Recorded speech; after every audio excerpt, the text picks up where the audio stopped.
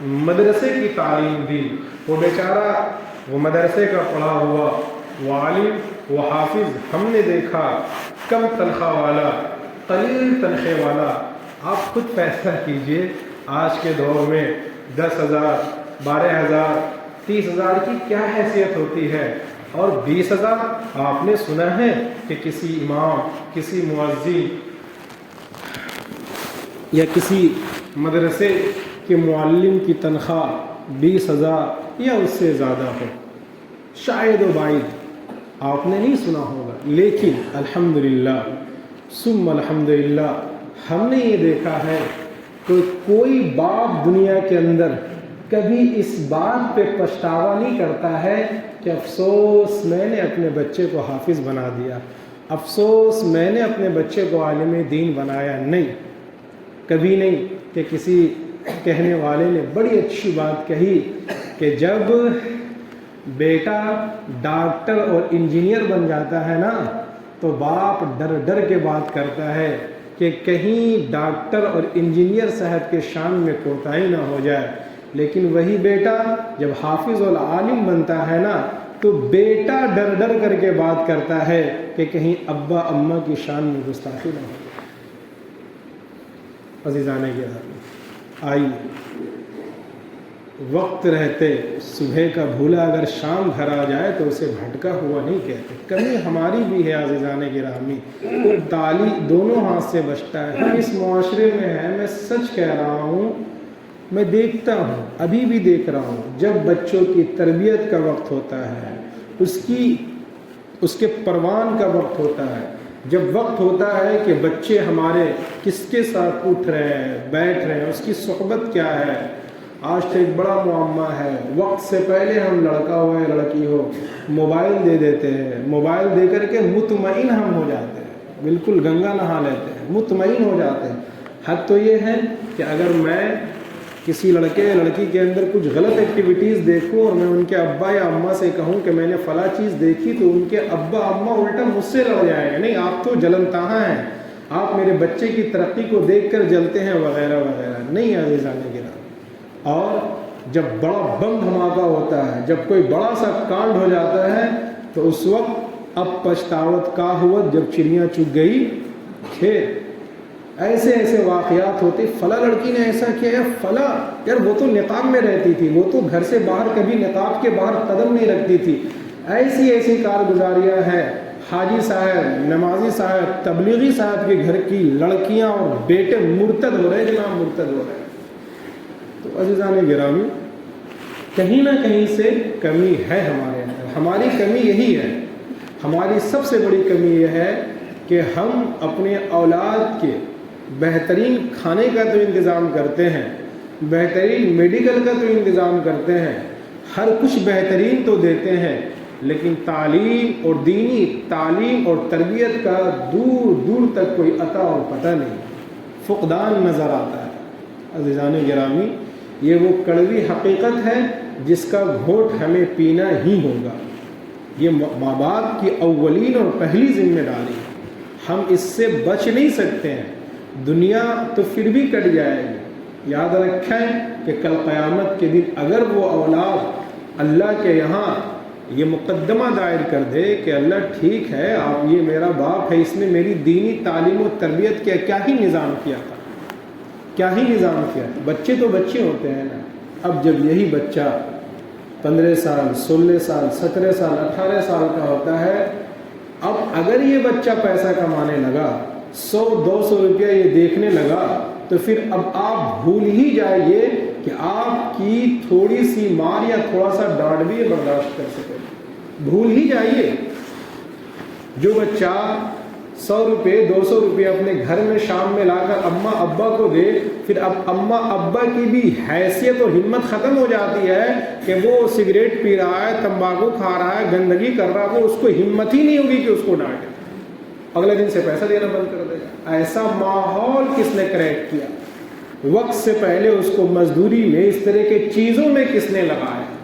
جب گاؤں کا کوئی اچھا آدمی سمجھانے آیا، آپ اس کے سمجھانے پہ کام نہیں دھرے، آپ اپنے نماز میں مشغول ہیں، آپ اپنی تہجد میں یاد رکھیے آپ کی نماز، آپ کی تسبیح اور آپ کے ذکر و اذکار اور آپ کا پورا دنیا گھومنا آپ کی اولاد کو بگڑنے سے نہیں بچا سکتی ہے۔ یہ وہ کڑوی حقیقت ہے، وہ کڑوا گھونٹ ہے جسے ہم سب کو پینا ہی ہوگا۔ پھر معاملہ یہاں تک پہنچ جاتا ہے کہ الامان والحفیظ۔ تو یہ تو خیر بات ہے گارجین کے تعلق سے ہے، بڑوں کے تعلق سے ہے۔ میرے بھائی، میں اچھے لوگ بھی ہیں، اچھے گارجین بھی ہیں، میں سب کی بات نہیں کرتا، بعض ایسے نیک اور صالح اولاد بھی دیکھے گئے ہیں کہ دل رشک کرتا ہے کہ بھلا ایسی بھی تربیت ہو سکتی۔ میں خیر تو یہ خوب اس بات کو سمجھے، گارجین بھی خوب اس بات، آخر بتائیں کیا وجہ ہے؟ ابا اماں تو 16 17 18 سال کی عمر میں تو نہیں نہ کہتے ہیں بھانگ کھاؤ، سگریٹ پیو، اور ایک نشہ ادھر چلتا ہے، کیا کہتے ہیں اس کو؟ کانٹھی، لا حول ولا۔ آخر کیوں ہمارا نوجوان ان چیزوں میں؟ اماں تو نہیں بولتی ہوگی نا، بھیا تو نہیں بولتے ہوں گے نا، آخر ہم کیوں اپنے اولاد کی طرف سے غافل ہے؟ صرف اس وجہ سے کہ ہم روک ٹوک کریں گے تو وہ 200 روپیہ کما کر کے ہم کو نہیں دے گا، وہ رات 12 بجے گھر کیوں آ رہا ہے، کن صحبتوں میں ہے، وہ کن مجلسوں میں؟ چھوڑیے آگ ماریے باہر کے لوگوں کو، گاؤں کا کوئی فلاح ہوتا ہے، بھائی سب سے بڑا مکھیا گھر کا گارجین ہوتا ہے۔ جب ہم اپنے گھر کو ہی نہیں سنبھالیں گے تو باہر کے لوگ کیا کریں گے؟ میں پنچایت میں جا کے کیا ہی کر لوں گا، دو بات ہی نہ کروں گا، اولاد آپ کی ہے، سنبھالا آپ کو دینی ہوگی نا۔ عزیزان گرامی، عزیزان گرامی، آئیے اس بات پہ کام دھرنا ہی ہوگا، دھیان دینا ہی ہوگا۔ اب آپ سوچیے اللہ کے رسول صلی اللہ علیہ وسلم کی حدیث دیکھیں، اللہ کے رسول صلی اللہ علیہ وسلم کی حدیث کیا ہے کہ جب بچہ 7 سال کا ہو جائے تو اسے نماز کا حکم کرو، نماز کا حکم کرو۔ بچہ سے مراد بچہ بچی دونوں۔ اور اگر بچہ 10 سال کا ہو جائے اور اب اگر وہ نماز نہ پڑھے تو ہلکا پھلکا، بلکہ حکم تو یہ کہ گھر میں ڈنٹا لٹکا کے رکھو، گھر میں ڈنٹا چھڑی لٹکا کر کے رکھو۔ چھوٹے بچوں کو ہٹانے کا کام آتا، مارنے کا یہاں پر حکم نہیں ہے۔ پہلے کا نماز کا حکم کرو، اور گھر میں جو گھر کا مین گارجین ہے ایک چھڑی لٹکا کر کے رکھے، چھوٹا بچہ بدماشی کرے تو اس کی تعدیب کے لیے، تنبیہ کے لیے، ہڑکانے کے لیے، ڈرانے کے لیے۔ اور جب بچہ 10 سال کا، ابھی دیکھیں بالغ بھی نہیں ہو رہا ہے بچہ، جب بچہ 10 سال کا ہو جائے، میں پھر کہوں گا بچہ جب کہوں تو اس میں دونوں مراد ہے، بچہ بچی، اس کو نماز کا حکم کرو۔ اب 10 سال پر اگر وہ نماز نہیں پڑھ رہا ہے تو ہلکی پھلکی کارروائی کرو، یعنی مار لگاؤ، ہلکی پھلکی مار لگاؤ۔ اور ہمارے بڑوں نے ہمیں یہ طریقہ سکھایا ہے کہ ہم سب کچھ ہے، چونکہ ہمارے اندر یہ چیز نہیں ہے کہ جب ہمارا بچہ گروتھ کرنے لگے تو ہم کبھی دینی مجلسوں میں جائیں، دینی لوگوں کے پاس جائیں، علماء کے پاس جائیں، علماء کی صحبت اختیار کریں، اہل اللہ کے پاس جائیں، ہم خود نہیں جاتے۔ میں بارہا ایک بات کی طرف اشارہ کیا ہوں، آپ بتائیے کیسے ہو سکتا ہے ہم گارجین جب اپنے 10 سال کے بچے کو کہیں گے گٹکا لے کر کے آؤ، تمباکو لے کر کے آؤ، ویمل لے کر کے آؤ، یہ گندی چیزیں جب ہم اس سے منگائیں گے تو بھیا یہ کیسے ہو سکتا ہے کہ ہم 10 سال سے کے بچوں سے یہ کام کروائیں اور پھر جب وہی بچہ بالغ ہو تو ان چیزوں کو وہ کھائے تو ہم پریشان کیوں کر ہو؟ میری بات سمجھ میں آ رہی؟ اوپر سے تو پار نہیں ہوا۔ آخر کیا وجہ ہے؟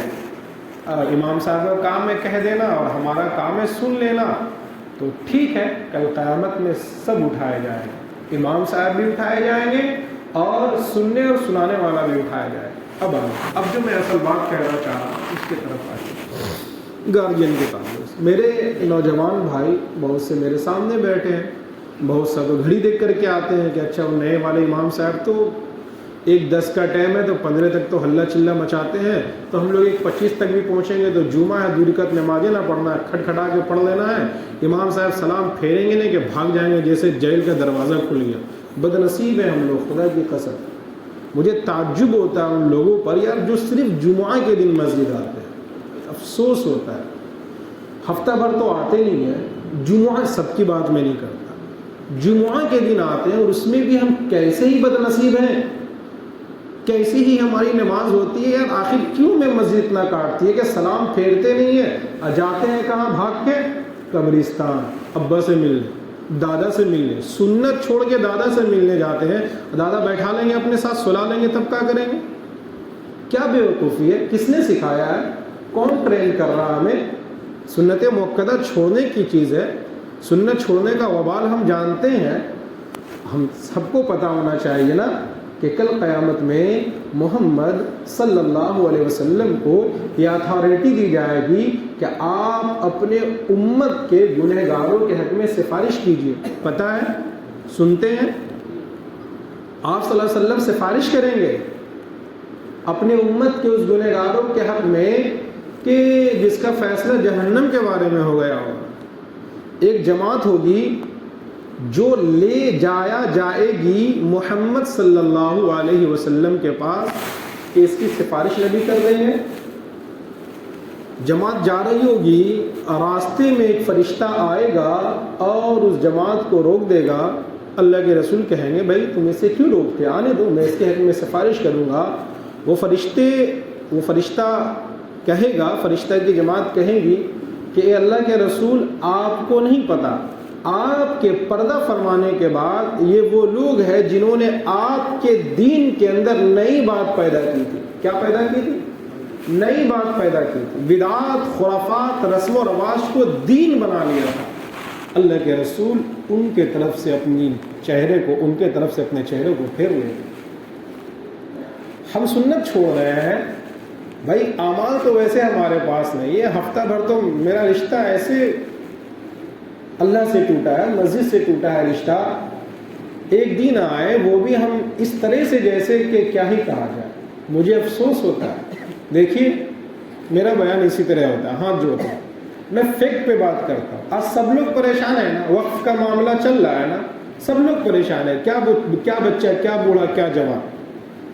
ٹھیک ہے، میں ایز ایک عالم دین ہونے کی حیثیت سے میں کبھی منع نہیں کرتا ہوں، میں ہمیشہ جو ہمارے قوم کے بڑے ہیں، لیڈر ہیں، جو ہمارے رہبر ہیں، جو ہمارے علماء کرام ہیں، مسلم پرسنل لا اور جمعیت علماء ہند ہندوستان کی بڑی بڑی تنظیمیں ہیں، میں شروع سے کہہ رہا ہوں اپنے طور پہ مجھے کچھ نہیں کرنا، بٹ جو ہماری بڑی تنظیمیں، علماء کی تنظیمیں ہیں، جو 3 بڑی تنظیم کا میں ہمیشہ آپ کے سامنے نام لیتا ہوں، مسلم پرسنل لا بورڈ، جمعیت علماء ہند اور جماعت شریعہ، یہ 3 بڑی تنظیمیں، میں نے پچھلے ہفتہ بھی کہا تھا کہ ہم ان کے بینر تلے اگر ان کے طرف سے جو حکم آ جائے گا، گردن کٹانے کی بات آئے گی، خدا کی قسم میں محمد غفران جامع مسجد کے امام سب سے آگے رہوں گا انشاءاللہ۔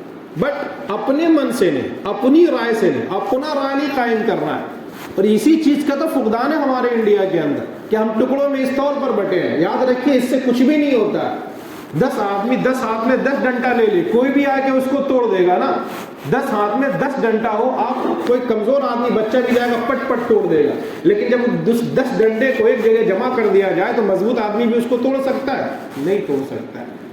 تو میں اس کے خلاف نہیں ہوں، بٹ آگے سنیے، یہ بتائیے یہ 3 تاریخ کو معاملہ ہوا ہے نا، 1 اپریل کو ہم عید منائے، 3 تاریخ کو یہ معاملہ ہوا، پارلیمنٹ میں رات 2 بجے تک بحث چلی، بل ہماری مخالفت میں آ گئی، ہمارے حق میں نہیں آیا، سارے لوگ پریشان۔ ہم جلوس، میں کہنا کیا چاہ رہا ہوں سمجھیے گا، آپ یہ مت سوچیے گا کہ مولانا صاحب جلوس نہیں، میں قطعاً ہر اس چیز کے خلاف نہیں ہوں جو چیز امن و شانتی کے ساتھ ہم اپنے حقوق کی لڑائی اور بازیابی کر سکیں۔ ہاں میری شرط یہ ہے اپنے من سے نہیں ہونا چاہیے، جو ہمارے بڑے ہیں ہم اپنے بڑوں کے بینر تلے کوئی کام کریں گے، ٹھیک ہے۔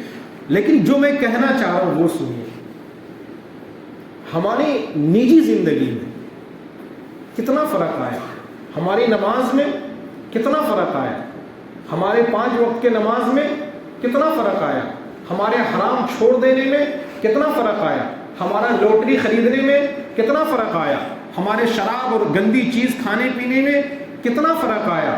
او بھائی احتجاجات، پروٹیسٹ سب اچھی بات ہے، میں منع نہیں کر رہا، بٹ ایک عالم ہونے کی حیثیت سے میں آپ کو فیکٹ سمجھا رہا ہوں، کہیں ایسا نہ ہو کہ ہم جو مرض ہے اس مرض کی دوا نہیں کر کے کسی اور چیز کی دوا کرتے رہیں، تو بتائیے جو اصل مرض ہے وہ مرض ٹھیک ہوگا؟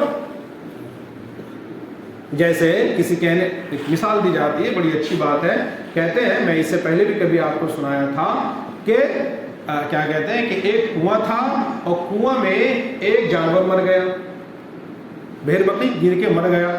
اب لوگ پریشان ہوئے، مفتی صاحب کے پاس گئے کہ مفتی صاحب میرے کنواں میں جو ہے نا پھر گر کر مر گیا ہے. تو مفتی صاحب نے کہا کہ بھائی پورا پانی نکال دو. لوگ آئے, پانی نکال دیے.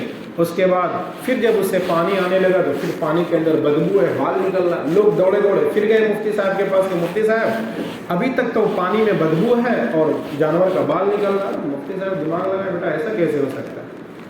تو مفتی صاحب نے پوچھا کہ بھائی اس کو جانور مرا ہوا تو اس کو نکالے گی نہیں. کہا وہ کہاں نکالے, وہ تو آپ بول بھی نہیں کیے نکالنے کے لیے, وہ آپ کہاں بولے. تو بھائی ہم پروٹیسٹ بھی کریں, ہم احتجاجات بھی کریں, ہم سب کچھ کریں. آئیے میں آپ کو محمد صلی اللہ علیہ وسلم کے طریقے سے سکھاتا ہوں. میری بات کو دل سے سمجھیے گا.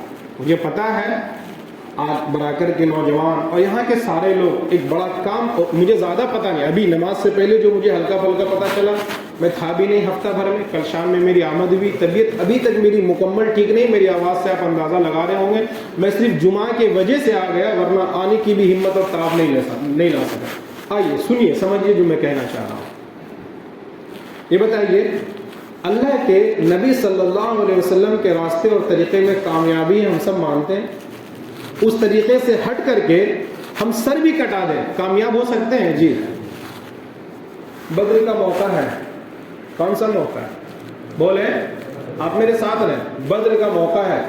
اللہ کے رسول صلی اللہ علیہ وسلم اپنے تمام صحابہ کرام کے ساتھ پیدل چل کر کے سینکڑوں میل کا سفر کر کے, سخت گرمی کے موسم میں, کھانے پینے کا بھی کچھ نہیں ہے, سارے صحابہ جو بدر جو مقام ہے وہاں پہنچتے ہیں. صحابہ فرائض کی ادائیگی کے بعد, نماز وغیرہ پڑھنے کے بعد سو جاتے ہیں. محمد صلی اللہ علیہ وسلم رات کی تنہائی میں, صحابہ کرام سو رہے ہیں. آپ صلی اللہ علیہ وسلم صحابہ کے سونے کی جگہ سے تھوڑا دور ہٹ کر, توجہ رکھیں سر آپ ہمارے طرف جڑ کر کے, صحابہ کی سونے کی جگہ سے تھوڑا دور ہٹ کر کے آپ رو رہے ہیں. ابو بکر رات کو اٹھتے ہیں رضی اللہ عنہ, تلاش کرتے ہیں. ابو بکر تو ابو بکر تھے, نبی کے بغیر چین نہیں تھی ان کو. تلاش کرتے ہیں, سب تو ہیں, محمد نہیں دکھ رہے ہیں. تلاش کرتے کرتے وہ ایک کنارہ پہنچتے ہیں. اس میں بھی ہمارے لیے سبق ہے. اس میں سبق تھوڑا سا یہ سمجھیے. دیکھیے بہت سے لوگ رات میں آپ کوئی نفلی عبادت, فرض عبادت کے علاوہ جو بھی نفلی عبادت ہے اس میں ایٹیٹیوڈ نہیں ہو, دیکھو ہم تہجد پڑھنے کے لیے سب ستل ہیں, نہیں. نفلی عبادت میں چھپانا مقصود ہے. بہت سے لوگوں کو دیکھتا ہوں, بہت سے, اللہ ہم سب کو سمجھ دے, فجر کے بعد ایک نماز اشراق ہوتی ہے. بہت سے لوگوں کو دیکھیں گے وہ اشراق پڑھیں گے اور امام صاحب پہ نظر رکھیں گے. کیسا امام صاحب فجر پڑھ کے سو جاتا ہے, اشراق پڑھ بھی نہیں کرتا. نہیں, گھٹیا ہیں یہ لوگ, ایک نمبر کے گھٹیا ہیں یہ لوگ. اللہ آپ کو اشراق کی توفیق دیا, بہت اچھی بات ہے. آپ کو حق نہیں پہنچتا ہے کہ آپ اپنے امام پہ انگلی اٹھائیں, یار ایک ایسا امام ہے اشراق نہیں پڑھتا ہے. خدا کی قسم, ایک امام جو آپ کو فجر کا ایک سجدہ, 2 سجدہ میں ایک سجدہ جو کرا دیا ہے نا, زمین آسمان بیچ کر آپ اس ایک امام کے ایک نماز کے 2 سجدے میں سے ایک سجدے کی قیمت کو نہیں چکا سکتے ہیں. نماز کے اندر امام جو سورہ فاتحہ پڑھ دیتا ہے, خدا کی قسم آپ 1000 مرتبہ قرآن شریف پڑھ لیجئے, آپ کا 1000 مرتبہ قرآن شریف پڑھنا اس امام کا 1 مرتبہ کو سورہ فاتحہ پڑھنا آپ کے 1000 مرتبہ سے افضل ہے. خیر آگے چلیے. تو محمد صلی اللہ علیہ وسلم تنہائی میں, ابو بکر رضی اللہ عنہ اٹھتے ہیں, تلاش کر رہے ہیں کہاں ہے محمد, کہیں نہیں ہے. او تلاش کرتے کرتے جاتے ہیں. محمد صلی اللہ علیہ وسلم, توجہ رکھیں, حالت سجدہ میں ہے. کس میں؟ حالت سجدہ میں ہے اور رو نہیں رہے ہیں. وہ بالکل ہچکیاں بن رہی ہے نا, جب انسان روتا ہے, رونے کے بعد ایک مقام ایسا آتا ہے کہ یہ کیفیت ہوتی ہے نا, ہچکیاں بن رہی ہے. محمد صلی اللہ علیہ وسلم اس قدر رو رہے ہیں. ابو بکر رضی اللہ تعالیٰ عنہ کھوجتے کھوجتے پہنچتے ہیں. آپ کے پشت انور, پیٹھ مبارک پر چادر ہوتی ہے, ردائے مبارک ہوتی ہے. رونے کی کیفیت, کپکپاہٹ کی کیفیت کی وجہ سے آپ کی جسم اثر سے چادر مبارک گر جاتی ہے, پیٹھ کھل جاتی ہے, آپ کو پتہ بھی نہیں ہوتا. ابو بکر رضی اللہ عنہ اپنے دونوں بازوؤں کو یوں محمد صلی اللہ علیہ وسلم سے لگاتے ہیں اور ان کو سینے سے چپکا کر کے اٹھاتے ہیں کہ اے محمد اٹھیے، اللہ نے آپ کی دعا سن لی۔ یہ بالکل جذبات اور ایکسائٹمنٹ میں یہ الفاظ نکلتے ہیں ابو بکر رضی اللہ عنہ سے کہ محمد صلی اللہ علیہ وسلم اٹھیے، اللہ نے آپ کی دعا قبول کر لی، آپ محبوب رب ہیں، آپ اتنا اپنے آپ کو تھکائے۔ پھر اللہ قرآن کی آیت نازل فرما رہا ہے لعلک باخع نفسک علی آثارہم ان لم یؤمنوا بہذا الحدیث اسفا۔ اے نبی، کیا آپ اپنی جان دے دیں گے اس بات کے لیے کہ لوگ آپ کی بات نہیں مانتے؟ یہ غزوے میں، اور میں اصل جو آپ کو سمجھانا چاہ رہا ہوں کہ ہم لوگ دو کام کرنے کا، ہم سب انفرادی طور پر اپنے اللہ کو راضی کریں۔ سب سے پہلے اسباب کا انکار نہیں ہے، خوب سمجھیے، اللہ کے نبی کی حدیث ہے، اللہ کے نبی کی حدیث ہے، تم جنگل جاؤ، اپنے اونٹ کو کسی درخت میں باندھ دو، اب تم اللہ پہ توکل کرو کہ اب اللہ کی مدد ہوگی۔ ایسا نہیں کہ تم جنگل جاؤ اور اپنے اونٹ کو بے مہار چھوڑ دو اور اللہ پر امید باندھو، جس کو آج کے دور میں ہمارے سمجھنے کے لیے، فار ایگزامپل کوئی آدمی کہیں گاڑی سے گیا، 4 ویلر 2 ویلر سے گیا، اب گاڑی لوگ کرنے کا ایک پروسیسر ہوتا ہے، بھائی آپ گاڑی لگا دیں، دروازہ سب لگا دیں، اب آپ کہیں جا، اب اللہ پر یقین کریں کہ ہاں بھائی میں نے سب جو بھی ایک رول ہے میں نے کر دیا، اب اللہ پر۔ اب آپ ایک جگہ گئے، گاڑی کو جانوروں کی طرح لگا دیے، نہ تالا مارے نہ گیٹ لگائے، اور آپ کو کوئی سوارے یار کیسا تم بس ہم کو اللہ پر بھروسہ ہے، کچھ نہیں، دروازہ اور کھلا ہے، لاک کھلا ہے، کوئی نہیں، اللہ دیکھ لے گا۔ نہیں، یہ بیوقوفی ہے، یہ یقین نہیں ہے، یہ بیوقوفی ہے۔ تو انفرادی طور پر ہم سب اپنے اللہ کو راضی کریں، اپنی نماز کے ذریعے، اپنے توبہ کے ذریعے۔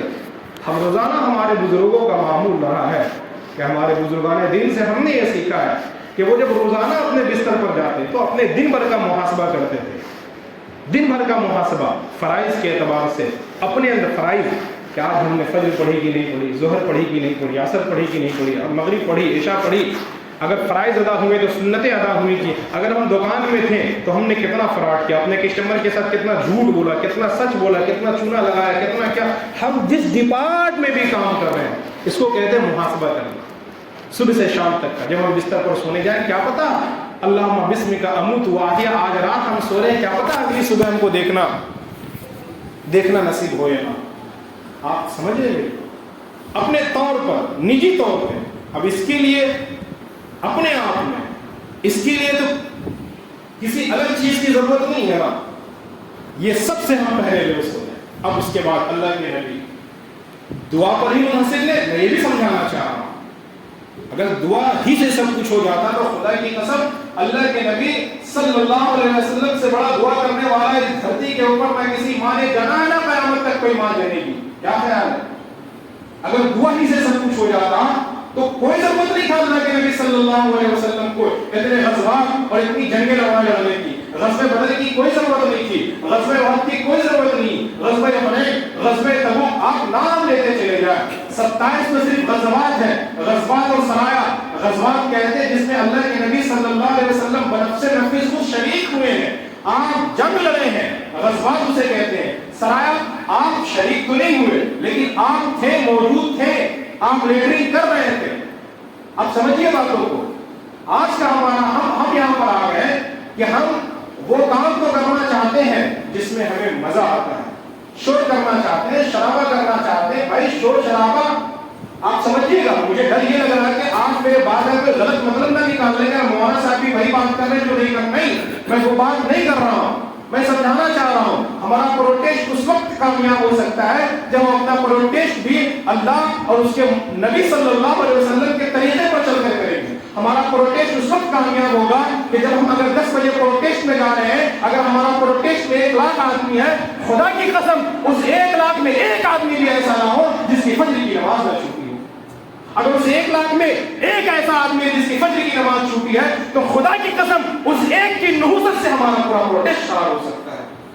معافی کے ساتھ، میں پروٹیسٹ کے اگینسٹ نہیں ہوں، قطعاً نہیں ہوں، میرے دل میں کیا چل رہا ہے میں کھل نہیں سکتا ہوں، میں اپنے دل کے درد کو آپ کے سامنے رکھ دوں تو آپ کا کلیجہ پھٹ جائے گا۔ امت کے احوال، اس چھوٹی سی عمر میں جو عالمی خبروں پر میری نظر ہے، میں آپ کے سامنے ہر بات نہیں رکھ سکتا ہوں۔ قوم کی حالت دیکھتا ہوں، دل کا چیتھا ہونے لگتا ہے۔ اسرائیل فلسطین کے اندر کیا کچھ ہو رہا ہے، ہمارے ملک کے اندر، ہمارے ہمیں مٹا دینے کی کیا کیا سازشیں ہو رہی ہے. آج افسوس کرتے ہیں رات کے 1 بجے پٹاخے کی آواز آتی ہے کہ ایک شادی میں ہزاروں لاکھوں روپے کا صرف پٹاخہ پھوڑ دیا گیا. آج ایک خبر آتا ہے کہ ایک مسجد کو شہید کر دی گئی ہے, ایک مسجد کو شہید کر دی گئی ہے. وہی کہیں سے خبر آتی ہے کہ ہمارا مسلم معاشرہ صرف ہلدی کے رسم پہ لاکھوں روپے لگا رہا ہے. دل پارا پارا ہو جاتا ہے. ایک خبر آتی ہے کہ ایک مسلمان کو شہید کر دیا گیا صرف اس کے مسلمان ہونے کی بنا پر. تو کہیں سے خبر آتی ہے کہ ہمارے مسلم معاشرے کے اندر بیٹیوں کو میراث کے حق سے محروم کیا گیا ہے. تو کہیں سے خبر آتی ہے کہ طلاق کا معاملہ الٹ رہا ہے. تو کہیں سے خبریں آتی ہے کہ کسی باپ نے کسی بیٹے نے اپنے باپ کے ساتھ بدتمیزی کی ہے. دل خون کے آنسو ہوتا ہے. یاد رکھیے اللہ بڑا حلیم ہے, بڑا بردبار ہے. ہمارے ایکسائٹڈ اور ہمارے جوش اور ہمارے جذبے سے کام نہیں چلے گا. اللہ کے ہاں اعمال کے سکے چلتے ہیں. اے مسلمانوں, میں آپ کو بزدلی نہیں سکھا رہا ہوں. اے مسلمانوں, میں آپ کو کم ہمتی نہیں سکھا رہا ہوں. اے مسلمانوں, میں آپ سے قطعاً یہ نہیں کہہ رہا ہوں کہ آپ میدان چھوڑ کر کے بھاگ جائیے. نہیں مسلمانوں, ہم تو وہ ہیں, خدا کی قسم ہم وہ ہیں. جیسا کہ میں نے ابھی آپ کو بتایا کہ ہم 313 مل کر کے بھی 1000 کا مقابلہ کرنی ہے. جب اللہ نے ہمارے اندر یہ کوالٹی دیکھی, یہ طاقت دیکھی, تو اللہ تبارک و تعالیٰ نے قرآن کی آیت نازل فرمائی اور اللہ نے ہم سے کہا ہاں بدر میں ہم نے تمہاری طاقت دیکھی تھی, تمہاری ہمت دیکھی تھی. تم صرف 20 رہنا, 20, تم صرف 20 رہنا اور تم 20 200 پر غالب آ جاؤ گے. آگے اللہ نے کہا کہ تم صرف 100 رہنا, تم 100 1000 پر غالب آ جاؤ گے. شرط ہے وَلَا تَهِنُوا وَلَا تَحْزَنُوا وَلَا تَهِنُوا, اپنے آپ کو کمزور نہ سمجھو. وَلَا تَحْزَنُوا, غمگین نہ ہو. وَأَنْتُمُ الْأَعْلَوْنَ, سربلندی, حکومت, اقتدار, بادشاہت, شہنشاہیت سب تمہاری ہوگی. وَأَنْتُمُ الْأَعْلَوْنَ, اللہ نے صاف لفظوں میں کہہ دیا وَأَنْتُمُ الْأَعْلَوْنَ إِن كُنتُم مُؤْمِنِينَ. شرط لگا دیا کہ تم مومن کامل ہو جاؤ.